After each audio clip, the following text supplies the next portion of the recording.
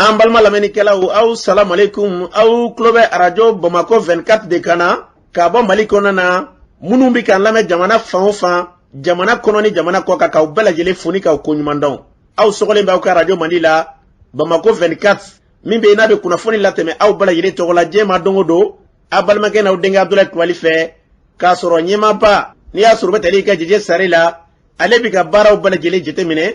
k'aw foni k'aw koɲuman dɔn faso kɔnɔ ni faso kɔ kan dɔɛrɛ taw ma k'aw sigi ni k'aw ka kunnafoni ma kɔnɔ kunnafoni ni dalilu don tiɲɛ ni ala ye siran kan kunnafoni gɛrɛgɛrɛ anw sigilen filɛ kɛnɛ kan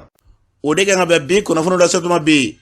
araba ye araba min na bɛnnen bɛ nazarasan kalo 4 na avril kalo dɔ bi y'o tile 13 ye ka bɛn 2022 san ma farafinkalo min bɛ n'i y'a sɔrɔ n'o ye sunkalo ye an balana k'a fɔ bi y'o tile 12 ye jate la san kalo 9 don hijira san 1443 san dugo de bi kɛ ala ka ɲɛ ka dama bakurunba fɔla bi kunnafoni filɛ kawladan k'a fɔ Mali ministre ɲɛma Dr Shokal Kokala Mayiga kunungo ale Mali lasigiden kura min bɛ n'i y'a sɔrɔ n'o sugandira Mali tɔgɔ la ka taa lasigiden kɛ lamɛrikɛn jamana kɔnɔ na a y'o bisimila ka se ka i ka dɔn k'a fɔ dugawu dɔ ta ka ɲɛ so ma kunnafoni ye ɲɛfɔli k'o la an ka jamana kɔnɔ bi min ye ka dɔn k'a fɔ bugunatigɛsɛn bɛ n'o ye carte d'identité ye o bɛna yɛlɛmani min kɛ n'i y'a sɔrɔ CEDEAO jamanaw ni ɲɔgɔn cɛ carte d'identité min bɛ n'a bɛ wele ko carte biométrique o baara minnu bɛ sen kan o ko bɛ cogo jumɛn la kunnafoni ye ɲɛfɔli k'o la ɲɔnɔ marabolo kɔnɔ na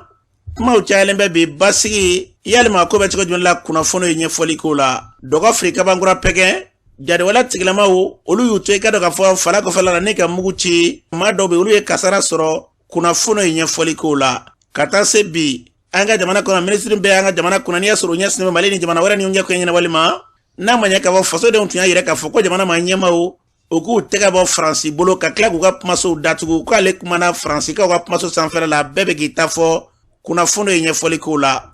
ninnu de bɛna kɛ kunnafoni kumaba ye bi k'a fara kunnafoni wɛrɛw bɛna fara na lasɔn balimakɛ n'aw denkɛ Abdulaye Kulibali ala ka ɲɛ k'a d'an ma kunnafoni an b'a daminɛ k'a ladan k'a fɔ minisiriw ka lajɛra min n'i y'a sɔrɔ n'o tɛmɛna an ka jamana maa ɲɛmaw ye sugandili ta ni ka ɲɛsin Mali ni lamɛrikɛn jamana ni ɲɔgɔn cɛ lasigiden ka danaya d'a kan n'i y'a sɔrɔ Segu Berete ale sugandira k'a kɛ Mali ka lasigiden ye min bɛ n'i y'a sɔrɔ a bɛna Mali ka se k'i ka dɔn k'a fɔ o ni lamɛrikɛn jamana ni ɲɔgɔn cɛ ka taa sigi malidenw e ka dɔn Mali kungo fɔli kama o min kɛra kunungo ale wulila ni ka taa minisiri ɲɛma o jabala la Dr Shokal Kokala Mayiga a n'o ka ɲɔgɔn ye o kuma ɲɔgɔnyew kɔnɔna na Mali minisiri ɲɛma da ma dogo a la fɛɛrɛ minnu bɛ n'i y'a sɔrɔ u kan ka tigɛ bi ka ɲɛsin jamana ɲɛtaa ma a da sera olu bɛɛ lajɛlen ma lasigiden n'a ma ɲɛ k'a taara lamɛrikɛn jamana ni Mali ni ɲɔgɔn cɛ fɛɛrɛ fɛn fɛn bɛ n'i y'a sɔrɔ kan ka kɛ ɲɛtaa ye ka ɲɛsin jamana fila ka bɛn ɲɔgɔn ni tɛgɛ di ɲɔgɔn ma minisiri ɲɛma da sera olu bɛɛ lajɛlen ma ka tila k'a timinanja k'a yɛrɛ k'a fɔ baara min kalifara ma a bɛ dugawu dɔ ta ka ɲɛsin ma wa a dalen b'a la k'a fɔ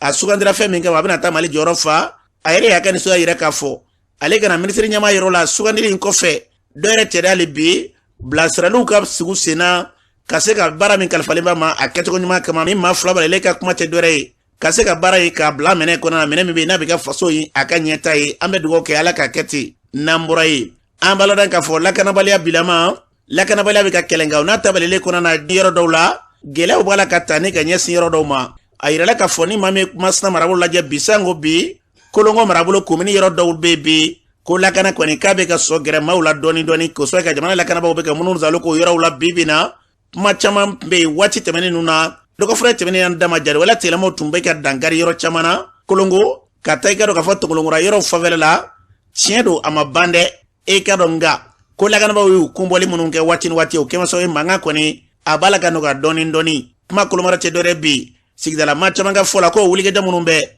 n'u y'o kɔni tili don ka taa fɛ k'a dabɛ dɔ la basi lafiya k'an kun bɛ da u kan an bɛ dugawu kɛ a bɛ ka fɔ cogo min na ala ka kɛ ten n'an bɔra ye an b'a la k'a fɔ ɲɔnɔ dogo firi min ye ka dɔn k'a fɔ jadewala tigilamaw ye n'a ma ɲɛ k'a fɔ wulikɛjɔ taara ka ɲɛsin ma min ye Mali sɔrɔsilakaw ye ka se ka fɛɛrɛ bali tigɛ ka se ka u kɔni dankariw la o baara minnu bɛ sen na kelen bɛ tɔnfilɛzo o minɛ ka ko n'u ye Mali lakanabaaw kibaruya mɛn u bɛ boli n'olu kɔni kɔdonna u bɛ tila ka taa don tu kɔnɔna na ka to ka mugu filiw kɛ kabini sangajan dodolaka minnu bɛ dogo firi olu kɔni kɛlen bɛ ka yɛrɛ k'a fɔ u tɛ taa se maa man kan maa tɛna s'u yɛrɛ ma olu bɛ to ka lakana baara minnu sigi sen kan falada kɔnɔna na a yɛrɛ k'a fɔ kunna seninko u dɔw m'a la de u bɛ to ka mugujugu kɔni ni ka se k'o tu kɔnɔna na k'o ci ka na ka na kɛ ka dɔn k'a fɔ e maa dɔ kɔni ka jɔngini ta ka ɲɛ soma dogo firi kabankura pɛgɛn yɔrɔw la tuma min na n'o kɛra wulikɛjɔ taara donsow fɔ yɔrɔnin bɛɛ la k'u kunda yen nka ambalaran ka fo mamunu ye wala nun ke we duru do fiena we wuli ka jaga mambe ni asurga kise yo soro no e bal perdi no ye mugu jugu chiga na yo soro o be laptani furagali sefe nga femi be ni asoro mabse go fo ma chamanga fulai ko wuli ka jaga ke alibi mi ka do ka fo luni falate kise be boyoro munu fe kana fula kana ba ukase ga be fere de sigi senga yin kosbe no te jar wala tilama nun keleme ko ke uka fane pop mo bi utoyenga mugu jugu flika na e ka do fala fando fe fere de ke yere lakana kosbe ko robunya ngani surasu nana ebu bolini surasu tarada mabutla ka wulga jota kilingele munumbe kaseka gelata ka nyes Mohamed dugo ke ni eduni golbatala na blatura ta fratura do mi anga jamana basi lafia yi angumbe de ka ni ya sorosi de la match manga jetemina wala alaka keti namburai ambala nan ka fo anga jamana konana faso de umbe ka fo belegele koko France jamana koni ko ye malika gele sababu ye mani mama nyon sosola o kele kofe anga jamana manyema we wulga joke kata chenjela mvo France manyema we keraniana France jamana nyema we o kofe kunye jaw nyena ka fenfo ni faso de jamana yire ka fo ko pma munu fora ko de malikuraye wa ko de nyena ko swe ko makunda ko pma obise ka fo France jamana ko swe ka anga manyema kalaneu do ko kuluka fola ulu yire ka famela ka be ko na France ala kele ko France manyema uda nasru ye dalita ka nyesa nga mauma bibina ni machamanga fola ko wuli ke jotara ka pma chamanta ka nyesi France jamana ma ko ni soja ko bay anga manyema ufe ku gata opma munu besena do franye konana anga mali kona ministre mimenia so nyeso mali ni jamana wala ni nyonje ko nyere wala ma ndo ma blay job wale kuma France ka ka fienstra sans faire la o ko ni faso de jamana yire ka fo ko mi yire kera ko ni kaba ko de ka tirichi ka fo mawe ashi kana ni pa yire ka tlaga pa ko ni de bal banko de na fura ka fo mali deun bi bergele be ka fo ke kele kunde dore de jamana nyema ambulu de ko nu e femme fambo ko ka kla watikele konana France jamana mauka yire ka fo ku ka maso munu biya ka bege wuli ka jaw besena watikele konana ko ministre mimbe o ka tla ka tap ma France ka o ka fienstra savela la ko ni de wal banko de do ka fola ko ni te dore de ka seke ka do ka fo mo ko ni nege ulu be akla do tay ka do ko ni nyema munu be nu be ni mbara ko ku akla o tekele ma ko mara te dore bi fo de jamambe munu e wala en kwa ame fami fo min da kada ngo jamana na yarabi Allah ka mali blo sraka namburai ambala daga fo mi e buya ki wera kerenena aleni yoro me no e chitambuye olu dugu flani ya soro nyom fambale me ne odamene dogo frege tebela kerenena rabado kana lamsa fe o min kera la kana ba we wuli ka jame gani ka talla rawul lay o sefe e ka do ko wuli ka do ko nin kera ni watti lawan nun ko na ma do be olu be bulula way ka do e dugu tigu wele kalameni takanya soluma ayirala ka foko ne watti lawan nun ko na ko wuli ka do ko ni mena ke senga to ko balele ka fo fe basi balai abi chogo sira fe ka sega fere balele tika ka fu siru dana medugo ke jamanai yarabi Allah ka kunda basi ka namburai carte mimbe ni asorno ye biometrique kerenale yana seda o jamana uka bela yele carte kele ka sega labe nambara temina ne mi irade ikado irade oye itega dali ale sanvela la wa carte ni carte shite kele o bara ko ni kulubuna sigi senga o bara munum na ke bela yele be yakla de mi carte biometrique nyere Dr Fomba ni asura le sente mai ale reba fwanye bara ina fay mende angalame o carte biométrique bara mon bay sadri ba do carte ni na problème bi carte ni na modification fu be ka kesisa a shitisi ka nyana bo carte ni na tira sadri modification munun kera a modification a tisi ka nyana bo itira vu passeport glana ko ka i référé carte ni na maintenant comment fera ko malende la diaspora ko yelema be ke ou ka papier la ali malien mun be anno an chamanga carte ni na be fiya bala o da ke décision do tara carte ni na numéro d'identification de beta numéro ni na min be ambolo o be to anola mais yelema mun be kala modification mun be ka malien de la diaspora fait modification mun be ka fanre fo o modification mana banque mami o données de be ka carte d'identité nationale blanc o carte d'identité nationale o fene de be ka carte d'électeur mais o fene de be passeport fene blanc donc croyez moi ameka modification mun ke comme a donné au titre ka do carte nina la patte carte nina glani dablara donc faut aka fara nyonga ka carte d'identité biométrique o de kama gela ba ala ko tibe malen de la diaspora be o gela kono ko tibe parce que o ka passeport be glani carte nina maintenant 600 do amo ga do élément nyamakoro ni dombe élément nyamakoro passeport fe be na glan carte o be na glan 600 ni carte d'identité biométrique carte d'identité biométrique ne ba o carte d'identité min la ko donné no malla min la ko donné no farafina urdunya fam bela jele na nabe fama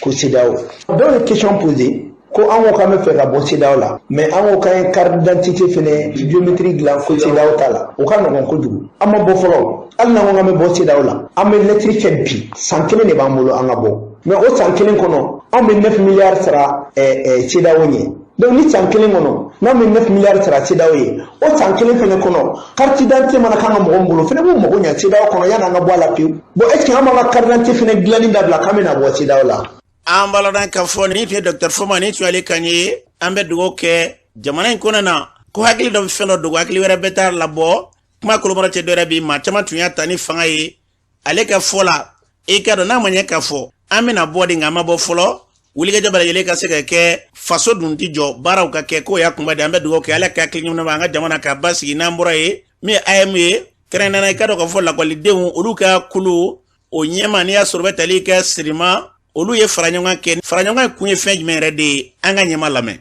ne to Sirima Seydou Niare ne oldon wa jaglumbe ko ayame no nyama bi ay bewole kana comité d'état la comité d'état de c'est l'instance suprême après le congrès ça on s'en est congrès temena c'est dans le statut règlement en ça signé à comité d'état que ka des charges validé ka plan d'action validé ka des charges de doere ka problème faranyonga problème ni ne oldon degunedo ame be faranyonga ka des charges validé bon nous sommes au comité d'état après ka des charges validé la ma déposé acquis de droit na détermination wala na région bele pesane be ambi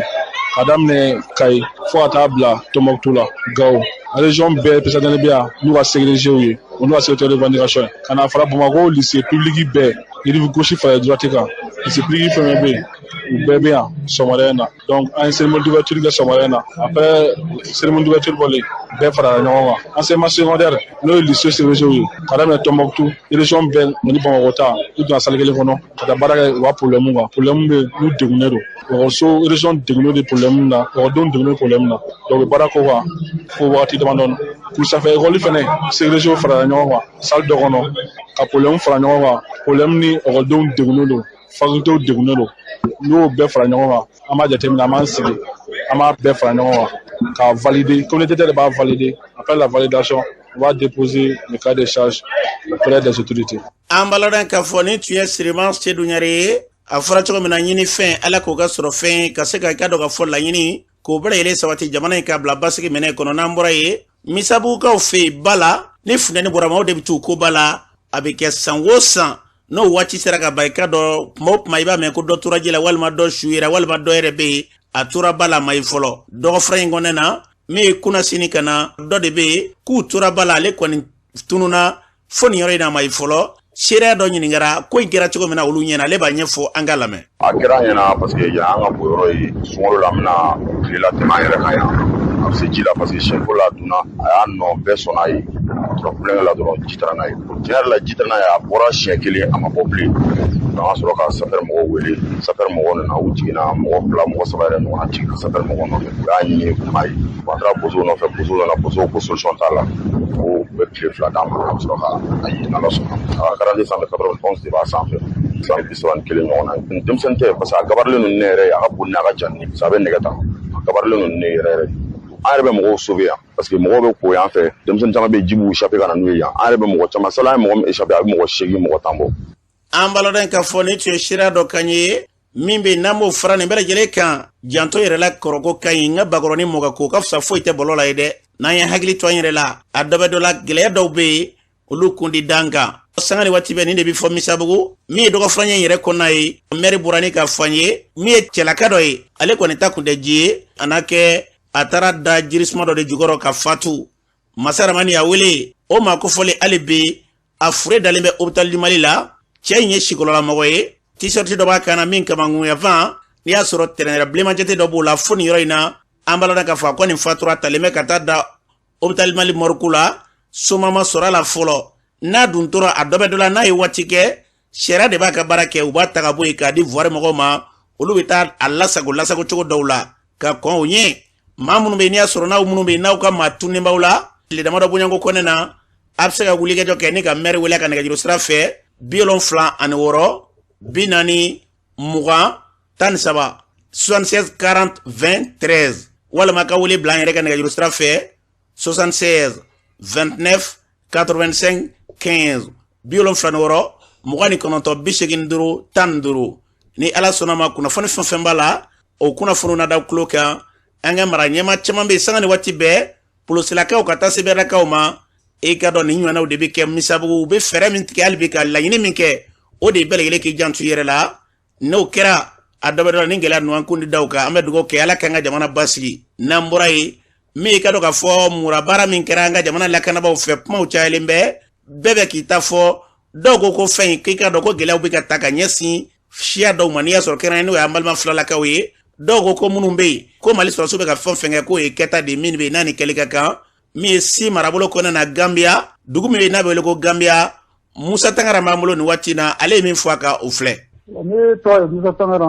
bɔ Gambia o bɛ si commune na san marabolo don hakilila min bɛ ne yɛrɛ kɔni na o ye sɔrɔsiw k'u baara ka dɔrɔn a ka mɔgɔw fa la aw ka mɔgɔ minnu fa la a bɛɛ tɛ jarisiw ye u b'a fɔ ko fɛn o fɛn tɛ jarisiw ye a bɛɛ jarisi u tun bɛ nin nkalon da donso la sisan baara yɛlɛmana sɔrɔsiw bolo ko bɛ ka nkalon da sɔrɔsiw la sɔrɔsiw ye wulikajɔ min kɛ mura sisan n'o mɔgɔw bɛɛ wulikajɔ la ko a donna ta a bɔra ta ni an bɛ sɔrɔsiw fa la ninnu sigi tuma o minnu bɛ taa a sagama kɛ minnu bɛ taa milidenw an bɛ sɔrɔsiw ɲɛ est ce que jɔn bɛ kuma o la wa u tɛ kuma o la hali sisan minnu bɛ don an bɛ sɔrɔsiw ɲɛ ɲɛnamara in na ka tiɲɛni kɛ minnu ye malo jeni o ye sɔrɔsiw ye minnu ye malo jeni ɲɛna donso wa a bɛɛ jarisiw ye jamana fila yɛrɛ a fanga bɛɛ jarisi fɛn fɛn ɲuman b'a la nka a ɲuman de ka dɔgɔ an bɛ to sɔrɔsiw ninnu kɔ u k'u baara kɛ dɔrɔn an bɔla maribugu mankan min na ko filaw caman ye ɲɛnajɛ k'a la dɔw ye misiw fa dɔw ye baw fa a la ni sɔrɔsiw fa la o janga kelen ye mɔgɔ minnu bɛɛ jarisiw ye n'an bɛ sɔrɔsiw fa la u tɛ kuma o ni donso fa la u tɛ kuma fɛn minnu bɛ u lafasa o tɔn yɛrɛ sinsinna jarisiw dɛmɛni de kama a bɛ mɔgɔ o mɔgɔ b'a tɔn in na a bɛɛ jarisi donso fa la sɔrɔsiw fa la mɔgɔ kelen tɛ wuli jɔ k'a fɔ ko mɔgɔ minnu bɛ kan ka fagali kɛ ko diinɛ ko anw fila wɔrɔ an bɛ wuli jɔ pour que a mankan ka se ka da walima an ka se ka dɔn k'a fɔ anw tɛ tiɲɛnikɛlaw ye mɔgɔ kelen bɛ wuli jɔ kɛ kuma kɛ o la ne y'a ye k'a fɔ ko fagali kɛla olu la k'u bɛ wuli jɔ a donna k'a bɔra kan bɛɛ tɔn min yɛrɛ dɛ o tɔn in de labasalikan don a bɛ ni n'a sɔrɔ ko siyaforo jamana in fila tɔ tɛ to jamana in kan anw yɛrɛ tɛ dugu kɔnɔ anw ye alimami ye fila de n'a sɔrɔ siyaforo a ye esi fila kelen ye an ko b'o cɛ la nka fila caman de b'an fɛ yan an ni min bɛ sigi la maa o maa hali u tɛ fila ye o tɛ bamanan ye ni anw ye maa o maa dɔn k'a fɔ i bɛ a sen n'an tɛ ye gosi jarisiw ye fagali min kɛ yɔrɔ o yɔrɔ u b'a filmɛ u bɛ kuma filakan de bɛɛ b'a mɛn u tɛ kuma o la koyi fɛn min sigi la fila lafasali de kan n'o tɛ u tɛ kuma o kan koyi n'o tɛ fɛn o fɛn bɛ tiɲɛni kɛ u bɛ kuma kan minɛ u filakan ye munna u tɛ kuma o kan ni fila kelen kan o la k'a fɔ a ye nin dabila sabu an ka ciyɛri bɛ kan ka gosi an ka ciyɛri bɛ kan ka gɛlɛya ma a kelen tɛ kuma o kan ni fagali kɛla jarisiw la u bɛ wuli jawari kan. an b'a lɔn k'a fɔ nin tun ye Musa Tangara ka bɔ Gambia si marabolo kɔnɔna na san mara don nin tun y'ale kan ye an bɛ dugawu kɛ jamana in basigi lafiya o bɛ na sira o sira fɛ ala k'an ka jamana bila o minɛn kɔnɔ n'an bɔra yen min ye Mali minisiri ɲɛma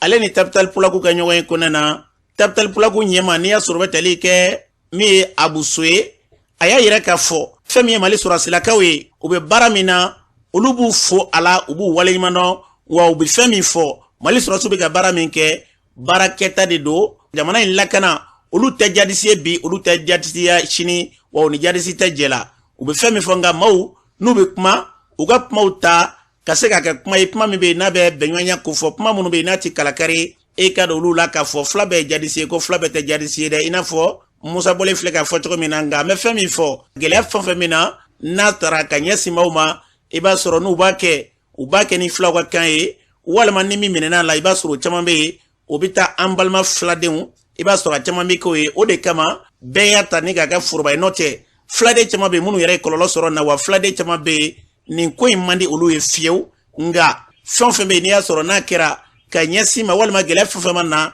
a fɛn fɛn mana kɛ n'i y'a jama la i n'a fanba bɛ kɛ ka ɲɛsin siya min ma maaw bɛ o de tɔgɔ fɔ o de kama maa caman b'a la ne ka kuma ninnu ta ka ɲɛsin filaw ma n'o tɛ filaden caman bɛ yen minnu bɛ yen olu bɛ nin baara in kɔn u ka foyi t'a la ka fɛn min fɔ yarabiya la an ka fɛn ɲini basigi kɔnɔ an bɛɛ lajɛlen ka jɛ k'an tɛgɛ di ɲɔgɔn ma i filaw i marakaw i bamananw i boso nin bɛɛ lajɛlen de bɛ wele ko maliden ye fɛn o fɛn bɛ san an ka jamana kɔnɔ gɛlɛya senfɛ nin bɛɛ ye maliden dɔ de sali ye an k'an tɛgɛ di ɲɔgɔn ma bɛnɲɔgɔnya maa minnu bɛ yen n'olu bɛ nin baara ninnu na ka hakili ɲuman d'u ma sangu bɛ se ka marifa bila cogo min na an ka jamana ka se ka bila siratigɛ jɛlen kan ala k'o hakilila ɲuman d'a ma n'an bɔra yen sunkalo mana se maaw bɛ ɲɔgɔn wele ka suntigɛ baaraw ni k'olu sigi sen kan yɔrɔ ni yɔrɔ o sen fɛ Isa Kaoujoum sunkalo daminɛ ale ye kunnafonidilaw wele ka suntigɛ baaraw sigi sen kan o baara min kɛra fɛ Isa Kaoujoum ye kuma min fɔ a sen fɛ o filɛ. K'Ala tanu k'Ala barikada ka sɔli Ala kira kan alayhi salatu wassalam k'Ala deli Ala k'an ka jamana kolosuma Ala k'a basigi an ye ŋaniya de sigi ni Ala kira ka sunna de alayhi salatu wassalam k'i balimaw wele suntigɛ la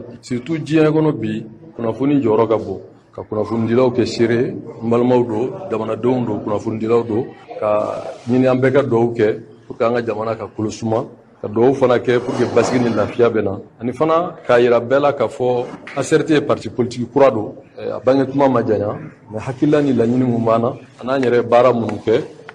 hakilila sini ɲɛsigi b'an na o de y'a to an ye nin laɲiniw boloda k'a fɔ maliyɛn bɛɛ ka duwawu kɛ jamana basigi la minnu bɛ jamana kɔnɔ ni jamana kɔ kan ani fana an yɛrɛ kun an ka segin Ala ma o de ye se remettre tubabu ɲuman na se remettre en cause nul n'est parfait o de y'a to wagati dɔw kɛra gɛrɛndɛw y'an sɔrɔ lajarabiw minnu nana an y'o bɛɛ bila minɛn min kɔnɔ o ye jamana ko ye an ko bi jamana mago bɛ fɛn min na o ye an ka jamana bɛ se ka bɔ gɛlɛya kɔnɔ cogo min mɔgɔ bɛ se ka bɔ degun kɔnɔ cogo min an yɛrɛ dama bɛ se ka bɛn cogo min ani diɲɛ bɛ se ka bɛn cogo min an ka jamana bɛ se ka sigi sariya bakuruba kɔnɔ cogo min ani fana bɛn ni lafiya bɛ se ka na cogo min parce que jamanaden bɛɛ mago bɛ hɛrɛ la jamanaden jugu tɛ yen hakililaw de bɛ fɔ ɲɔgɔn kɔ an ko ACRT parti faso ka wele parti min don hakilila saba de b'a la o ye jamana kanu ani fana bɛn ani yiriwali n'o ye développement ye i tɛ se k'o k'i ka laɲini ye parti la ka tila ka kɛ k'i to o hakililaw don ba la an ko wagati dɔw ye kuma ye pour que i yɛrɛ ka hakililaw ka se ka faamu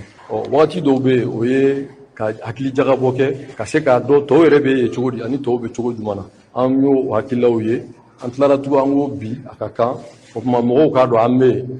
an ye nin baara in kɛ ka kɛ duwawu ye ka ɲɛsin jamana ma ka kɛ hakili jagabɔ ye ka ɲɛsin an yɛrɛ kun ma ani fana ka hakililaw politiki sira fɛ jamanadenw bɛ se k'o faamu cogo min jamana kɔnɔ ani jamana kɔ kan parce que média jɔyɔrɔ ka bon o de y'a to an ye nin kɛ symboliquement o de ye laɲini ye. an b'a lɔn ka fɔ ni tun ye Isa Kaoujoum kan ye a fɔra cogo min na fɛn fɛn jamana in basigi lafiya ye ala ka jamana in bilo sira kan n'an bɔra yen min ye Yirimajɔkaw fɛ yen Karim Kulibali ale bɛ fara ɲɔgɔn kɛ ka se ka diinɛ ka musolakaw k'u kalan diinɛ na minnu bɛ n'i y'a sɔrɔ n'u kɔni baligola yɛrɛ ka ban a kɛra so ye k'a daminɛ dɔɔni f'an bɛ waati min ko bi kalanden camanba de bɛ minnu ye diinɛ sɔrɔ k'a faamuya e ka dɔn Karimu ka wulikajɔ fɛ san o san ka sigi Baka ko kɔnɔna na sɔnni sunkalo ka daminɛ a baaraw sigira sen kan Siri Kulubali tun bɛ kɛnɛ kan a kow sen fɛ a ye seereya dɔw sɔrɔ yen an k'u lamɛn. Ne tɔgɔ ye Seydou Amadou Jara bɛɛ b'a fɔ Biye Jara an bɛ kalanyɔrɔ Kana sira ni a karamɔgɔ ye Abdul Karim ye ni bɛɛ b'a fɔ ma ko Karim a bɛ Yirimajɔ dugukɔrɔ la an b'ale ka kɛnɛ de kan kɛlen bɛ ka kalanso dayɛlɛ min bɛ musow ni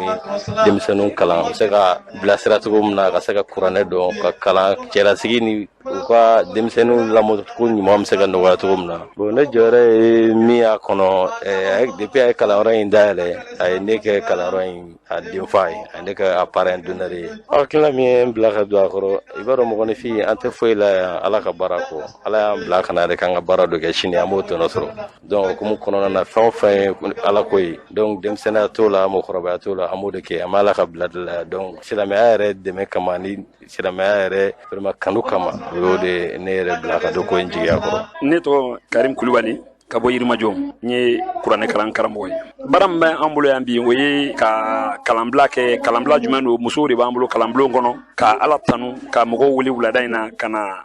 ala barika da la k'a yira k'a fɔ an bɛ kalan mun na an bɛ baara de la yen ka na dɔɔni yira mɔgɔw la pour que a bɛ se ka dusu di minnu ma don a la olu bɛ se ka don a la cogo min na don natɔ la walasa u ka se k'u ka diinɛ dɔn parce que adamaden nakun foyi tɛ la dugukolo kɔ ka fɔ i ka ala subahana wa taala de bato an dar'o de kama ala ko wama khalaqtul jinna wal insa illa liya'budun ko ale ma jinɛ adamaden da foyi kama fɔ an ka a bato o de y'an bila nin baara in na k'an ka baara kɛ ala ko baara minnu ma garisɛgɛ sɔrɔ ka kalan kɛ ka don ka k'u kalan u ka so an bɛ taa u kalan u ka so an bɛ heure tilaw ni ɲɔgɔn cɛ tile kɔnɔ an bɛ heure fila kɛ yɔrɔ la an bɛ fila kɛ yɔrɔ la fo ka n'a bila bi la an y'a daminɛ gɛlɛya kɔnɔ e yɛrɛ bɛ dɔ kalama o la mais bi an bɛ ka ɲɛtaa sɔrɔ dɔɔni ala barika la an bɛ kalan kɛ maa minnu kunna a bɛɛ ye musow de musokɔrɔbaw b'a la npogotigininw b'a la wa denmisɛnnin fitininw yɛrɛ b'a la minnu masaw nɔfɛ olu bɛɛ bɛ dɔ faamu kalan in na kalan in tɛ dɔwɛrɛ ye ala ko kalan kɔ an bɛ kuranɛ de kalan k'a durusi pour que i ka se k'i ka seli kɛ i yɛrɛ ye pour que i ka se k'i ka seli kɛ i ka se ka dugawu k'i yɛrɛ ye i ka se k'i ka seliji ta i ka se k'i ka kabila dɔn i ka baada dɔn ni nagasi y'i sɔrɔ seli la ni jiri y'i sɔrɔ seli la i b'o dilan cogo di i yɛrɛ ka se k'olu dɔn janaba nɔgɔ ma n'i sɔrɔ i kan k'o kɛ cogo min na i bɛ o baaraw an bɛ o de kɛ pour que i ka se k'o dɔn et puis an tɛ wari ɲini mɔgɔ la an tɛ foyi ɲini an bɛ taa aw kalan aw ka so de an bɛ tagama aw nɔfɛ de ka taa aw kalan aw ka so wa a dayɛlɛlen don bɛɛ ye. an baladan k'a fɔ nin tun ye kɛnɛ in defa ani Karimu yɛrɛ nin tun y'olu kan ye o kɔfɛ Karimu yɛrɛ a yɛrɛ ye walanda minɛ maa mun fɛ o tun bɛ kɛnɛ kan an k'olu yɛrɛ lamɛn. ne tɔgɔ Mohamed Dramé Yirimajɔ yan nɔ u filɛ kalan min na karamɔgɔ min bɛ ka u kalan o ye ne ka kalanden ye hali bi n ka baara ye mɔgɔlakalan ye n bɛ mɔgɔlakalan kɛ Balabugu 4 kɔrɔ kɛrɛfɛ Naharu Joliba la n'i ye adamaden ka ɲɛnamaya bɛ ɲa o ye i bɛ alako la bon alako baara de ye nin ye n'i ma kalan i tɛ se ka alako ɲɛdɔn kalan min fana filɛ nin ye an ka prophète n'o ye Muhammad sallallahu alaihi wasallam o ye a wajibi an kelen kelen bɛ ka ko silamɛ cɛman fara musoman kan bɛɛ lajɛlen ka kalan kɛ. ne tɔgɔ Fanta Bokum an ka kalanbila wajilu de b'an bolo yan wulada in na ni an bɛ to ka kuranɛ kalan kɛ ni sunkalo sera an bɛ congé bila ka sunkalo kalo 1 bila congé la an bɛna wajilu kɛ ka ɲɔgɔn laɲɛnajɛ ka kuranɛw kalan ka durusiliw kɛ kuranɛ kalanni nafa tɛ dɔn ka ban ne fa ni mɔgɔ mɔgɔ ye kuranɛ kalan diɲɛ kɔnɔ yan i b'a sara sɔrɔ ɲɛ lahara kuranɛ kalan nafa ka ca kojugu a nafa tɛ dɔn ka ban ni sababu ɲuman b'i bolo dɔrɔn i bɛ ala fo k'a barikada sinon don min na an bɛ kalan daminɛ tiɲɛ yɛrɛ la gɛlɛyara n bolo kojugu nka bi alhamdulillah an kalanna f'an yɛrɛ bɛ se ka mɔgɔ wɛrɛ kalan kuranɛ kalan ye fɛn min i bɛ se ka kuranɛ kalan k'a sɔrɔ i t'a kɔrɔ dɔn mais n'i ye kuranɛ kalan ka kuranɛ kɔlɔ dɔn i bɛ kuranɛ matarafa cogo dɔn i b'a dɔn i kan ka kuranɛ kɛ cogoya min na kosɛbɛ an y'a kalan an y'a kɔrɔ dɔn o yɛrɛ de y'a diya n ye kosɛbɛ kosɛbɛ. ne tɔgɔ ye madame Kulibali Aminata Samu ka bɔ kalanbulon Sabil Huda la bon an bɛ ala ko sira de kan yan n'o ye kana sira ye an bɛ kuranɛ kalan kɛ a bɛ kɛ fan bɛɛ fɛ Karimu Kulibali ka kalanbulon a dayɛlɛlen n'o bɛɛ tɔgɔ la cɛ ni muso ani denmisɛnninw an bɛɛ de bɛ kalan tiɲɛ na an ye nafaba sɔrɔ a la an bɛ kalan in kɛ kuma min na an kun bɛ ko caman kɛ an bɛ mɛsiw don an tɛ cɛ ka kumaw labato mais vraiment ni wagati in na a ye camanba de bɔ an ka kɛtaw la an bɛ ala deli halisa ala ka camanba bɔ ala ka taa ni saya bɛ s'an ma a ka s'an ma k'an to sira ɲuman kan an b'o de deli masa rahamani fɛ ne bɛ wele min bila ɲɔgɔnnaw ma tiɲɛ na bɛɛ ka bɔ an ka kalan kalan ne bɛ laban dɛ i kalanna ekɔli la o i kalanna kuranɛ la o bɛɛ ka bɔ an ka kalan kalan in ni ɲɔgɔnna tɛ yen ni saya bɛ s'i ma ka sɔrɔ i bɛ ala ko sira kan o de ka ɲi i furula o i ma furu o t'a la an ka kalanbulon in dayɛlɛlen don bɛɛ de tɔgɔ la n'o ye Karimu Kulibali ka kalanbulon ye an bɛ ala deli halisa mɔgɔw ka bɔ ka na kalanko in wariko tɛ sanuko tɛ a dayɛlɛlen don bɛɛ de. an bɛ dugawu kɛ a fɔra cogo min na kalan min n'i y'a sɔrɔ n'u bɔ la k'a kɛ kalan ye kalan min bɛ n'a bɛ ɲɛta lase kɛrɛnkɛrɛnnenya u ka diinɛ yɛrɛ o yakubali ma n'an bɔra ye ɲɔnɔnkaw fɛ yen bi bi na kɔrɔfɔw ka ca kosɛbɛ kosɛbɛ kosɛbɛ kɛ ɲɔgɔn sama bɛ yen ɲɔgɔn sama min bɛ yen n'i y'a sɔrɔ ni maaw bɛ ɲɔgɔn sama o la bi dɔw ko donsow k'i k'a dɔn k'olu minnu ye marifa ta yɔrɔ dɔw la k'u bɛ lakaranni kɛ k'u kɛmɛ ka gɛlɛya ta ka ɲɛsin o ma kɛrɛnkɛrɛnnenya donso sinɛ ale ka yɔrɔ n'i y'a sɔrɔ o ye B3 ye kumaw cayara maa caman fɛ ka yira k'a fɔ ko gɛlɛya bɛ ka ta ka ɲɛsin olu ma o maa dɔw bɔra ɲɔnɔ ka n'a ye ɲɔnɔnkaw ka député kɔrɔ n'i y'a sɔrɔ Amadu Arabaye ale tun ye sigikafɔ dɔw kɛ ni olu ye o sen fɛ min Alpha Jɛnɛpo ale ye wulikajɔ kɛ wulikajɔ minnu bɛ n'i y'a sɔrɔ o kɛra ka jaabi di o kumaw ma o kɔfɛ Amadu Arabaye tilala ka wele bila tuguni ka se ka dantigɛli dɔw kɛ ale yɛrɛ ani Jadeba ko kuma minnu bɛ ka ta ka ɲɛsin u ma Amadu Arabaye kuma min fɔ an k'a lamɛn. an ye kɛnɛ sigi ɲɔnɔnka dɔw de tɔgɔ la minnu degura u sigiyɔrɔ la o baara kɔnɔna na sigida denw dɔw ye gɛlɛya sɔrɔ dɔw fagara dɔw ka wariw minɛn'u la dɔw ka misiw minɛn'u la taayɔrɔ ma d'u la o kɛra bɛngali de ye dɔw yɛrɛ wajibiyara k'u sigiyɔrɔ bila u sera an ma k'u ta ɲɛfɔ an ye mais sinɛ yɛrɛ kun bɛ bɔ kuma caman k'a yɛrɛ kɔnɔ gɛn k'a fɔ ale bɛ baaraba de la n'ale tɛ ni population tɛ sunɔgɔ o de mɛnna wa sigida denw minnu bɛ tɔɲɔ kɔnɔ kuma da kun t'u da parce que n'a mɛn'i da i da bi fara donc u bɛ siran donc mais ala nan'u da labila u ye nali min kɛ yan an k'u ma anw kɔni bi yan aw y'anw ta k'aw kɛ aw ka kuma da ye assemblée kɔnɔ assemblée tɛ yen bi a cira mais hali bi jigiya bɛ yen parce que an bɛɛ ye fasoden o kuma da min dira olu ma k'u ka kuma o min fɔra o ma bɛn o ma jamana kɔnɔ an bɛ sariya jamana de kɔnɔ ni fɛn fɔr'i ma n'a ma b'i ma n'i yɛrɛ fɛ ko tiɲɛ tɛ i fɛnɛ bɛ na a ɲɔgɔn kɛnɛ sigi k'i ɲɛfɔ o kɛnɛ kɔnɔna na an y'a ye kɛnɛ fanba taara boli fɛn de kan fɛn min ni ko yɛrɛ kun tɛ ɲɔgɔn ta kosɛbɛ a fɔlɔ ye mun ye Alifa Jɛnɛbu a ye kuma ta ko ale ni ne Amadu Araba Dunbiya k'an kun ye ɲɔgɔn ye k'an kun kumana ɲɔgɔn gɛlɛya kan mɔgɔ minnu bɛ Bamako yan n'u bɛ ni degun kɔnɔ k'an kun bɛnna kan k'an bɛna tɔn dilan ka wuli ka u ka kɛlɛ kɛ k'u ka hakɛ ɲini ka d'u ma ale tila ka bali ka min ye o de ye anw taara kɛnɛ sigi ka ni gɛlɛya ninnu fɔ ale ma y'a kɛlɛ kan o ma bɛn ale ma hali ni tiɲɛ don tiɲɛ tɛ bilen parce que ale ma y'a la ale b'o kɛlɛ cogo min na ale b'o kɛlɛ ten a segu ni damajira n bɛna kuma kelen fɔ a ye fɛn dɔw bɛ yen ne tɛ don o da fɛ parce que bamananw b'a fɔ an ye ko ni fali y'i tan n'i y'a tan i bɛ k'a ɲɔgɔnna ye ni y'o faamu ne man kan da don o Alifa Jɛnɛbu da la parce que ne b'a dɔn maa min don mais n ka da don kuma la ka walanwalan o ti k'ale jaabi ye o ye ka kunnafoni di maliyɛnw ma mɔgɔ dɔw kana kɛ sababu ye k'u don fili la o de bɛ kɛ kuma kun ye parce que ni mɔgɔ bɛ kuma maa min bɛ kuma n'i y'a dɔn k'a dɔn nakari n'i kan ka kala turu a ka kuma la i b'a turu a la n'i man ka turu a la i bɛ t'i ka ci fɛ ne b'a dɔn ko mɔgɔw taara ale lamɛn kunnafoni dila minnu ta la olu yɛrɛ jigi tigɛra kɛnɛ kan parce que u ye kuma tacogo u y'a dɔn ko kisɛ tɛ jaba la yɛrɛkun kɛlɛ de don ɲɔgɔn ko tɛ ne ye politiki mɔgɔ ye mais politiki ne t'a don n ka diɲɛ fɛn bɛɛ la Alifa Jɛnɛbu mun filɛ ni n b'a fɔ a ye a b'a dɔn ko ne b'ale dɔn mais mɔgɔ bɛ boli to bɔrɛ kɔnɔ ka so Alifa de bɔra ɲɔnɔ a ye min kɛ a ka ca ni une semaine a bɛ ne wele Dunbiya mago bɛ la min na a ye nako damadɔ kɛ a ma ɲɔgɔn ye mais après a nana a ne ɲɔgɔn ye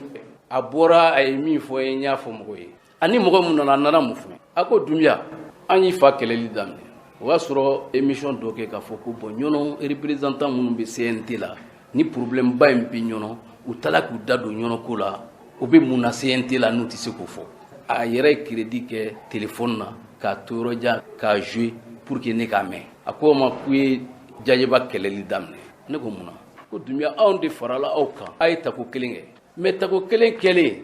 bi ɲɔnɔ place ko la ni élection fɛn fɛn bɛ yen Jajɛ bɛ baara kɛ k'a ka mɔgɔw de dɛmɛ olu ka place sɔrɔ ale de kɛmɛ ɲɔnɔ place tilala ye ko donc olu ye tɔnsigi kɛ u farala ɲɔgɔn kan u bɛna kɛlɛ politiquement parce que n'a tora tan mɔgɔ tɛ ɲɛ sɔrɔ Jajɛ ɲɛ ko image min bɛ Jajɛ la k'a ɲɛ ka kɛ Jajɛ ye k'olu de nkalon tigɛ k'o kɛ ka danaya d'a kan ka ɲɔnɔnkaw da la bɛɛ ka k'a fɛ ko bɔ o nkalon kelen u bɛn'o tigɛ ka mangoya ɲɔnɔnka ye a tɛ se ka pasi ɲɔnɔn bilen tugun ko mais o baara kɔnɔna la olu ka jateminɛ la olu ne kan ka se ka baara kɛ ɲɔgɔn fɛ an man ka fɔ ɲɔgɔn kɔ mais ne hakili la ko ne ni Jajɛ bɛ ɲɔgɔn bolo mais Jajɛ plan wɛrɛ b'a bolo hali ne élection wɛrɛ ani maa dɔw bɛ kuma la ani olu bɛ kɛ ɲɔgɔn bolo ko Sonumali Kulubali b'o la u y'u ka kuma fɔ tilala o ko ma nin baara in kɔnɔna la denkudi yɔrɔ tɛ kɔɲɔ yɔrɔ tɛ banni yɔrɔ tɛ n'an sigira yɔrɔ ni balo wulila an b'a fɔ ko Jajɛba ye jadisi ye hali su do yɔrɔ la ko b'o baara la a bɛ yɛlɛ n ko a ye nin baara in dabila nin ma ɲi a bɛna ɲɔnɔ don gɛlɛya wɛrɛ kɔnɔ place ko dama tɛ se ka kɛ nin ye a ye sabali n ko min ka di ne ye aw ye jalaki mun fɔ ka bɛn Jajɛ kan ka fɔ a b'a la ka mɔgɔ dɛmɛ chambre ko délégué ko a ye ne da y'a la ko ayi ko mun ka di ne ye a y'a to an ka kuma fɛ an ka ɲɔgɔn faamuya ɲɔnɔ den ɲɛnama minnu bɛ yen minnu bɛ se k'a bila baara mun na an ka lajɛ an ka bɛn ka ko labɛn olu ka poste ɲuman sɔrɔ an ka dugu baara an ka bɔ kɛlɛ kɔnɔ quoi ni kɛlɛ ni nkalon tɛ foyi ɲɛ an ye quoi nin ye place ko ye parce que e bɛ fɛ ka kɛ eli ye hali n'an taara ka na ni Alifa kɛ ɲɔgɔn candidat ye k'a bɛ kɛ maire a tɛ putere sɔrɔ parce que bɛɛ feere tigɛlen do i kɔ quoi mɔgɔ bɛ se k'i yɛrɛ nanɛgɛ mais i ye min ye i ni Ala cɛ i b'a dɔn ko dɔ tun kan ka wari d'ale ma ko Jajɛ de y'a fɔ ko kana wari d'a ma k'ale tun bɛ 20,000 sɔrɔ fɛnnin dɔ la chambre d'agriculture ka sira fɛ contrat b'o ni radio cɛ ko o wari ko Jajɛ ye gɛlɛya don o la k'a ma sɔn o ko n ko Alifa nin si tɛ problème ye an bɛ se ka sigi ka nin bɛɛ kuma fɔ k'a ban nin ye e ka wari ko de ye i b'a la ka mɔgɔw tromper k'u ka gɛlɛya bayɛlɛma mun ka di ne ye a y'a to ne bɛ kuma a fɛ e yɛrɛ n'a bɛ sigi a bɛ kuma an ye kuma kun cɛ n'o ye o y'a sɔrɔ u ye tɔnsigi dɔw kɛ ka mɔgɔw su u k'a fɔ ko Jajɛ ye jadisi a y'o bɛɛ kuma fɔ n ye n ko bon a ye bɔ mun don a ye ta bɔ ne fana ni Jajɛ bɛ kuma ko tiɲɛ an ka labɛn an ka taa n'a ye u sɔnn'o ma ne ni Jajɛ ye ɲɔgɔn ye kuma ɲɛfɔ Jajɛ ko Dunbiya n'i ko k'an ka sigi an bɛ sigi ka kuma mais Alifa n'i ko ne n'a ka sigi a tɛ sɔn ne ko n ko a y'a laɲini kɛ ne y'a fɔ a y'a sɔn a ko a ye wari ko mun fɔ 500 ko k'a b'a ta di office PDG ma k'ale m'a fɔ dɛ ko dɔ bɛ ɲɔnɔ pɔnda la ko Joni de y'a fɔ k'ale y'a fɔ ko kana wari di Alifa ma ko PDG in tɛ surafɛn minɛ n'u y'a di Alifa ma a tɛna kuma fɔ PDG yɛrɛ a b'u ka wari dun u perdila u mago tɛ dilan ko joni y'a fɔ ale k'ale de y'a f'u ye k'u ka n'u ka wari di mun y'a ka wari ko ye chambre d'agriculture la ne y'a président ye contrat bi radio office ni chambre d'agriculture de tɛ mais Alifa bɛ facture nin dɔ dilan a bɛ fɛ ka wari min a yɛrɛ tɔgɔ la ka taa n'a ye a kan ka taa sira mun fɛ a tɛ taa fɛ k'ale ko o de tɛ se ka kɛ o u ma ɲɔgɔn faamu o kan ale bɛ se ka 20,000 di Alifa ma a ta mais mun ye baara sira ye est-ce que ko n ka sira bila wa ko n'ale kɛlɛ o kama ale kɔni t'a dɔn ko ye kɛlɛ n bɛ dan kaburu kɔnɔ ni 100,000 ko ye ni 20,000 ko ye Alifa ka problème ye ko fo a na diɲɛ sigi jɔkolon na k'a da cɛkɔrɔba in kunna k'ale n'o mago sa an tɛ se k'o tigilamɔgɔ ye o manœuvre la k'a to a ka maaw don galon na i bɛ place ɲini i ko ko e y'an dɛmɛ élection na ko wari ma d'e ma mais an ka jama kɔnɔ mɔgɔ bɛ sara élection na ni ye mɔgɔ mun bɔlen ka na place publique kan k'a fɔ ne ye campagne kɛ karisa ye a ma wari di ne ma an b'o tigi bila mɔgɔya jumɛn minɛ kɔnɔ a bɛ min na a bɛ faamu parce que politique mɔgɔ ye nataba ye ale bɛ yɛrɛ feere la k'a dabara kɛ k'a fɔ k'i n'a fɔ ale ɲɔ ti ɲɔnɔ mɔgɔ b'ale kɔ a bɛ mɔgɔ de ɲinina k'o gosi a ye maa joli ka wari minɛ n bɛ taa n'i ka parti ye u ma parti ye u m'u ka wari ye o bɛ ɲɔnɔkaw b'o kalama mɔgɔ i bɛ jokɔni sogo dun k'i kɔnɔ fa la k'a sɔrɔ i ma kolokari ne b'a fɔ n kɔrɔ ye a bɛ min na a k'a dabila ale tɛ jaje tɛ ɲɔnɔ b'olu bɛɛ sanfɛ Mali b'o bɛɛ sanfɛ n'a b'a ka fɛn ɲini a k'a ka fɛn ɲini mais a kana jamanadenw fili don fili la a kana an don kɛlɛ la kɛlɛ mun tɛ bɛn hali ni ye conférence ye i b'a dɔn ko nin ye montage ye mɔgɔ minnu nana ne b'u dɔn u bɛ ɲɔnɔnkaw ye a bilahi n bɛ kale masala o de ye Ala ye olu minnu nana n'a fɔra k'u y'a jɛɲɔgɔn ye aw y'u ɲininka k'u k'a fɔ u ni Ala ni kira cɛ ni Alifa ye maa ye ou bien maa tɛ u bɛ jogo da jogo kan k'a fɔ a ye o tɛ kɛ ne ka kuma ye a tɛ se ka an diverti quoi ka ko bɔ a minɛn kɔnɔ ka na n'ale ka minɛn kɔnɔ ale kelen ka minɛn an tɛ taa nɔ olu tun tɛ fɛ k'u ka ɲɛnabɔ yɛrɛ koyi jamana filɛ tiriki tɔrɔkɔ mun na ka bɔ o kɔnɔ an tɛna to ko mɔgɔ si ka na i ka plan dilan k'i ka nkalon dilan ka don o la k'o ko tiɲɛ o baara min bɛ sen na Alifa filɛ nin ye k'a ka manamana ko mun ta ka don o la o ye k'o baara tiɲɛ de parce que a y'a ɲɔgɔnna dɔ kɛ ɲɔnɔnkaw fɛ yen ɲɔnɔnkaw ye labɛn kɛ k'u bɛna ŋaniya ɲuman jira transition na k'a fɔ k'u bɛ transition kɔ o kɛnɛ kan Alifa ye kɛnɛ wɔɔrɔ bɔ ni nin donso kelenw ye c'est un agent de diversion a bɛ fɛ ka mɔgɔw hakili bɔ o ko kan k'a bila ko wɛrɛ kan sinon o kuma fɔyɔrɔ ɲuman ye o kɛnɛ ye o donso kun ka taa kɛ an bɛɛ tɛ ɲɔnɔnka yan mais kɛnɛ wɔɔrɔ bɔkun ye o ye ka jama dɔgɔya ka ko saboter de a b'o la donc ni kɛnɛ sigira cɛ ma suru la muso ma suru la mun y'a fɔ ko donso ma maa fa u bɛɛ ko n'a fɔra ko donso ye maa fa donso ye maa fa mais u y'u fa kun mun na sariya don wa sariya tɛ olu ka baara ye o ye wa u ye minnu ka nafolo minɛ est ce que a kɛra sariya kɔnɔ a ma kɛ sariya kɔnɔ o tɛ Alifa ka ko ye Alifa ko k'ale ni donso sinɛ ninnu tɛ ɲɔgɔn kalama u bɛ ɲɔgɔn kalama don min na u nana ne fɛ ka na jaje kuma in na ne fɛ u sigilen o ni mun bɛ Sari Siaka bɛ kuma la a bɛ taa sinɛ de fɛ yen olu de taara fo k'a fɔ donso ninnu ye k'a fɔ ko jaje de bɛ wari di jadisiw ma o ye mɔgɔ tɔgɔ tiɲɛ de ça c'est pas bon ni jaje ko bi a bɛ plainte kɛ u b'o ɲɛfɔ jaje ɲɛna o tɛ ne ka ko ye o ye jaje ka ko de mais u bɛ hakilila mun kan u y'a dilan ni fɛn min ye kɔni ne kɔni b'a dɔn o ye nkalon ye bon foyi tɛ bɔ nkalon na ni nkalon tɛ parce que u y'a dilan de n'a ale tɛ Sénégal b'ale bila ko ɲɛma ale bɛna ni donso ye ka donso invité ka bɔ fan bɛɛ ka na n'u ye ka na kuma du da maintenant o ko Séné bɛ mɔgɔ faga ko mais ko jajeba bɛ mɔgɔ si la tun ne ye ɲɔnɔ député kɔrɔ de ye hali bi danaya bɛ ne kan ne b'a dɔn don o don ni tɛgɛ kɛra nin donso ninnu na i bɛ mɔgɔ ye ka na témoignage la i tɛ da la parce que bɛɛ bɛ siran nin de ye mais kojugu tɛ bɔ dugu la fo dɔ ka nin fili de donc Alifa tɛ se k'an bagabaga k'an bɔ nin sira kan ni politique ko don a k'a to ni politique waati sera an ka ɲɔgɔn sɔrɔ terrain kan ale bɛ girin na o de kɔ anw fɛ an b'a ɲini ka bɔ a la parce que an ye dɔ kɛ ale ma deli ka kɛ hali conseiller a ma deli ka k'a ye parti si ma bila ala liste kelen kan donc jama bɛ n kɔ o ye ka dɔ de ɲini a k'o tigi jagosi k'o ka wari minɛ ka taa n'a ye foyi rien an balɔden k'a fɔ ni tun ye ɲɔnɔnkaw ka député kɔrɔ Amadu Araba Dunbiya ni tun y'ale kan ye Alifa Jɛnɛpo ale yɛrɛ an ye ɲininkali k'ale yɛrɛ a ye kuma min fɔ jaabila o filɛ ne ye Alifa Jɛnɛpo ye ne sigin bɛ ɲɔnɔ ni ɲɔnɔnka ye Alifa Jɛnɛpo kunnafoni baroba dɔ bɔra ka kɛ Amadu Araba Dunbiya fɛ k'a yira k'a fɔ ko Alifa ko ɲɔnɔna lamini kɔnɔ na ko n'i y'a lajɛ i bɛ kuma caman na ɲɔnɔ kɔnɔ na ko k'a sɔrɔ n'i y'a jateminɛ ko ɲɔnɔ yɛrɛ ko maa t'i bolo ɲɔnɔ hali ma deli ka ɲɛmɔgɔya kɛ ɲɔnɔ Abdulayi ne b'i fo i ni ce ka wuli ka bɔ bɛɛ lajɛlen na tɔɔrɔ tɔɔrɔ bɛ jamana kɔnɔ i daba a bɛɛ la i hamiya a bɛɛ lajɛlen ye an bɛ foli k'i ye fasoko don Abdulayi an ka bɔ maako kɔnɔ Amadou Araba akani kuma yi fili do denmisɛn y'a sɔrɔ fili y'a sɔrɔ ne tɛ mako la ne ko faso ne ko sigida cikɛla hami ye ne hami de ye o wulikajɔ ne b'o la depuis 2004 bɛɛ de b'i dɔyɔrɔ jira fasoko la o parti min na ne kɛra sababu ye kana n'a ye ɲɔnɔ n'o ye sadi ye ale kɛra député ye o de la ale Amadou Araba Dunbiya ana donna ne ka sira de fɛ sadi kɔnɔ ɲɔnɔnkaw bɛ yen o tulo bɛ n na kalifa de don n'a yɛrɛ nana kana yɛrɛ di ne ma k'a fɔ n bɛ baara ɲini ne y'a dɔn baara la a ka kɛ n ka gérant ye hali n'a sɔrɔ o si baara tɛ a da hirimɛ ɲini yɔrɔ kun don a ye fɛn sɔrɔ a k'a da hirimɛ sɔrɔ mais o don n k'a ma ne tɛ se k'i sara mais sababu bɛ bɔ ne ka baarada in na ne ye baara bugufiya ye a kɛra o gérant ye san caman a kan k'o waleɲuman dɔn kɛ ne ye o de kosɔn n ko hakili y'a sɔrɔ ka tila ka ni Umar Mariko ɲɛ jira ɲɔgɔn na o taara n'a Niger a donna parti la a nana o na sira fɛ o bɔlen kɔfɛ ne de tilala kan dɔ ka kɛ radio Kayira directeur ye n tɛ min kan ka k'a ye o ye Mamadu Fofana de ye radio Kolon ta ne de y'o bali n ko an k'a de ta ka Samba Sise kɛ a dankan ye baara in taara o sira fɛ ni ale ko ne tɛ fɛn ye o ma balana mais n ko denmisɛn y'a sɔrɔ an ka bɔ maako kɔnɔ ne ka denmisɛn don ne ka maa maralen don parti min ne nana n'a ye ɲɔnɔ o de y'ale kɛ député ye Alpha Janɛpo a da sera ma k'a fɔ k'i bɛ ka wulikajɔba kɛ ko k'i kɔ da ɲɔnɔnkaw ka Ela Jajɛba k'i kɛmɛ k'i kɔ da o kɔ la i bɛ jaabi jumɛn don o kuma la Abdoulaye depuis 2007 na ne tun bɛ tête de liste la sadi la Umar Mariko de ye ne bɔ a la n tɛ parti kun ye ne ta ka ne kɛ tête de liste ye sadi kɔnɔ o waati o de la n ye Jajɛ dɛmɛ o san ani Aramata kun don fo kana se élection laban ma ne b'a la ka Jajɛ dɛmɛ n ye seko kɛ Jajɛ bɔra k'a fɔ ko ne tɛ fɛn ye anw ye ofisi forofeerelaw ye a ɲinɛna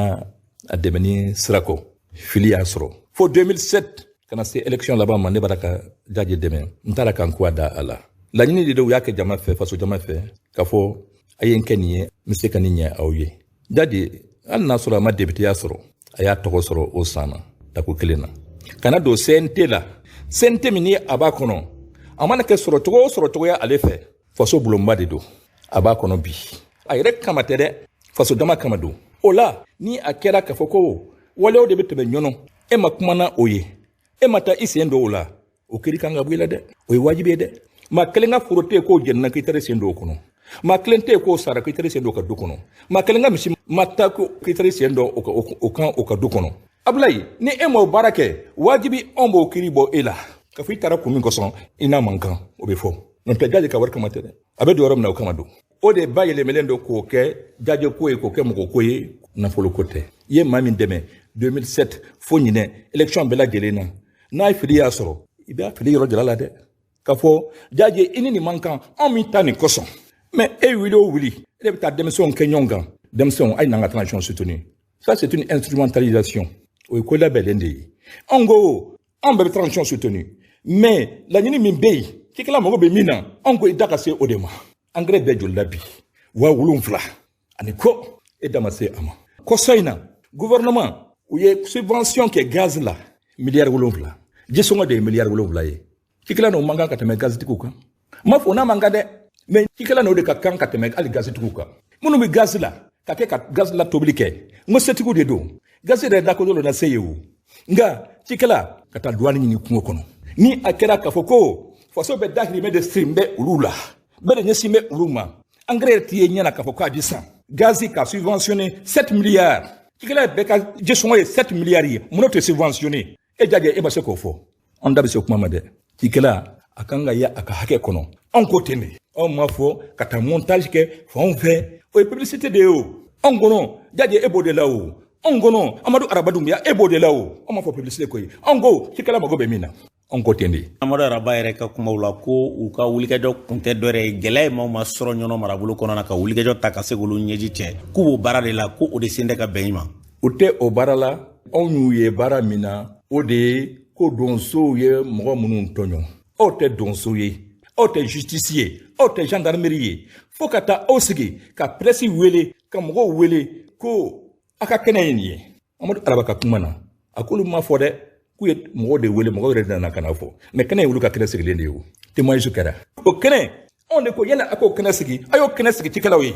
donsow ka kɛlɛ ko tɛ o cikɛla bɛɛ lajɛlen mɔgɔ ma bɔ mɔgɔ la malo jenina aw tun bɛ min misiw taara aw tun bɛ min mɔgɔw fara aw tun bɛ min anw ma taa o kɛnɛ kan fo ka tila ka na aw sigi Bamakɔ k'a fɔ ko donsow ye mɔgɔ minnu jogin o mɔgɔw b'an bolo kɛnɛ kan a bɛ olu wele o ka kɛlɛ kura de dabɔ ye anw ko anw t'o de kumana ɲɔnɔ n'o man kan bi a y'o to yen min bɛ an k'o ɲɛɲini ɲɔgɔn fɛ anw ni ale de tun ye o ju jɔ ɲɔgɔn fɛ n'o ye Amadu Araba Dunbiya kelen ye k'a fɔ ko ɲɔnɔnka bɛɛ lajɛlen faralen ɲɔgɔn kan maa bɛ bɔ maa na tɔɔrɔ min bɛ ɲɔgɔn kan an ka sigi an ka tɔn sigi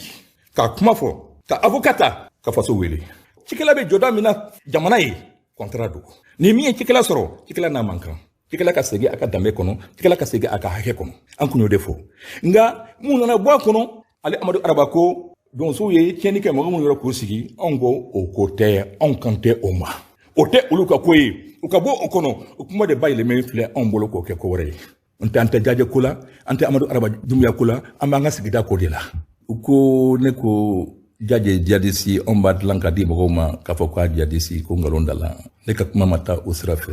ne de ko Jajɛ sanga ni dawula min b'a la bi anw de y'a dilan k'a don a la n'o ale t'a bɛɛ ye bamanankan fɔ cogo don o tɛ k'a fɔ k'an ye nkalon dilan k'a da la n'o tɛ kunnafoni binakun kan bi a fɔ ma ko jadisi kunnafoniw nana n'a ye médiaw kɔnɔ bi o tɛ ne ka fɔta ye dɛ ne m'o fɔ bi o bɛ fan bɛɛ fɛ bi a ye taa réseau kan a k'a ɲini mura kɔnɔna na a kuma bɔn bɛ ka bin ne m'o fɔ ne Alpha bi a kuma suli bɛ ne na amaloya bɛ ne na bi a bɛ réseau sanfɛ fan bɛɛ lajɛlen fɛ munna a bɛ koya ne ye ba tɔgɔ tɛ se ka bɔ a wolo la o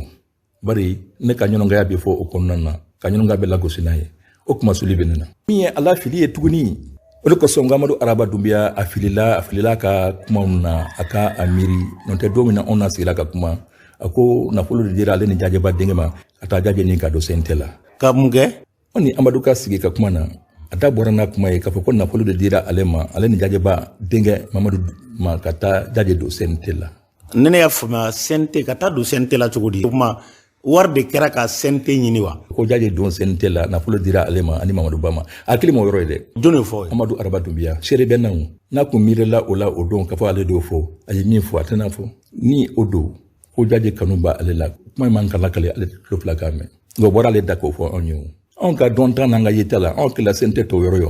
ladiriya ni danaya sira fɛ an kɛla ɲinili b'o sira de fɛ o de y'anw bila kuma ninnu na puisque Jajɛ bɛ CNT la a ka kan ka ninnu kunkanko kuma fɔ mais n'a taara ka taa kɛ k'a fɔ ko ale de ka wari bɔli de y'a se yen nɔ o ye ko wɛrɛ de Ablaye an tulo bɛ ŋunuŋunukan min na ko Amadu Araba fana bɛ labɛn na ko k'a fana don CNT la Jajɛ fɛ n'o o kɛra o tɛna bala anw na bari an n'a daga fɔ yɛrɛma don ɲɔgɔn ye bari ne ko ne taara Jajɛ ta wari ye ko e fana bɛ sira fɛ ka taa n'o kɛra o bɛ bala anw na wa o kɔrɔ ye a jɛn bɛ o kan o y'a yɛrɛ dama ka ko ye mais anw ko o de tɛ anw ko ɲinɛn ko a fɔra anw ma Jajɛ fɛ ko anw tɛ transition fɛ tiɲɛ tɛ n b'a di ma gafe bilalen filɛ nin ye n b'a di i yɛrɛ ma anw de y'a sɛbɛn k'a fɔ an bɛ transition soutenu anw y'o gafe dilan ka bɛn a kan k'a fɔ an ka sigi cikɛlaw ka hakɛ an ka fara ɲɔgɔn kan n'o ye collectif des victimes des paysans ka jɛ siri o kɔnɔ min bɛ cikɛlaw ka hakɛ ɲini wa an b'o kɛ koyi o b'an bolo kɔrɔ an b'o kɛ cikɛla bɔra gɛlɛya dɔ de kɔnɔ ka don gɛlɛya dɔ kɔnɔ cikɛla sen tɛ ka sigi cikɛla sen tɛ ka dɔn cikɛla sen tɛ ka don a tɔyɔrɔ la ni anw ko an b'o fara an kan kɛ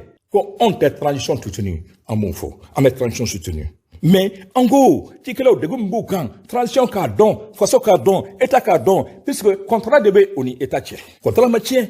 degun y'u sɔrɔ u ka gɛlɛya ka si dɔn u ka hakɛ ka dɔn a ka sara u ye ni a nana bɔ k'a fɔ ko e de ye wari bɔ ko ka taa dɔn CNT la o yɔrɔ ko bɛ e ye e ta tɛ faso ko ye bilen tuguni n t'an kɔni ta ye faso ko ye don bin na a n'a fɔ Jɛnɛko tun ye nin fɔ a kɛlen filɛ Jajɛ ko tɛ Amadu Araba ko tɛ sigida ko don an bɔra kɛlɛw de kɔnɔ ka tɛmɛ a bɛɛ ye u yɛrɛ dama ni ɲɔgɔn cɛ kɛlɛ ye garabaliko kɛlɛ b'o la mɔgɔw donna kaso la Jajɛ ka sira fɛ plasiko kɛlɛ wulila gazi filila mɔgɔw ma chambre ko kɛlɛ kɛra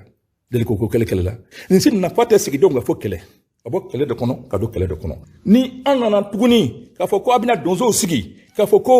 olu kɛlɛkɛɲɔgɔn de ye ninnu ye olu ye ninnu jogin u ye ninnu somɔgɔw jogin k'olu kiiri k'olu sigi sigiyɔrɔ dɔ la kɔmaw b'u la balimaw b'u la sigiɲɔgɔnw b'u la anw ma bɔ tila dɔ la k'ule tuguni o kɛlɛ bɛ ban wa anw ko o kɛlɛ de nafa tɛ sigida denw kɔ an ka bɔ o kɔnɔ commissaire ta kɛra a bɛɛ ni ninnu maa kelenw ye a mɔgɔ bɛ kaso la o ma min o ma bon o tɔɔrɔ bɛ mɔgɔw kan cikɛlaw ka baganw tali tɔɔrɔ bɛ mɔgɔw kan somɔgɔw saya tɔɔrɔ bɛ mɔgɔw kan fɛn taara ka sɔrɔ an gɛrɛ gɛlɛyalen bɛ anw ma si ma tuguni fo ka tila ka kɛlɛ wɛrɛ kolokolo k'o sigida denw kan bilen tuguni anw ko a ye bɔ o de kɔnɔ CNT ma dabɔ nin kama députéya ma dabɔ nin kama o ye baasi ye wa kuma bɛɛ filɛ n'o ye tiɲɛ ye ɲɔgɔnkaw tulo bɛ ne kan na cikɛla nin de man kan cikɛla bɛ balo a wɔsi de la cikɛla de kan bɛ ka faso ta fo maa wɔɔrɔ de bɛ taa u da don ni angɛrɛ ko kuma na i n'a fɔ Musa Mara o kan ka angɛrɛ kuma fɔ ka tɛmɛ Jajɛ kan o kan ka angara ko kuma fo ka tɛmɛ Amadu Araba Dunbiya kan o bɛɛ yen bɛ ko o to yen a ka jate kun ɲinili kama